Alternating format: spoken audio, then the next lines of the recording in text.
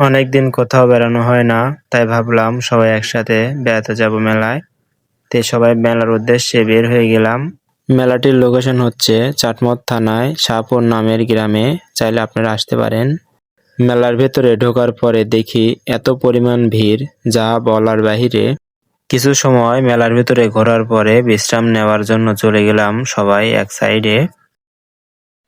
এই সাইডেই ছিল বিশাল আকারের একটি বট গাছ, যা খুবই বড় ও পুরাতন।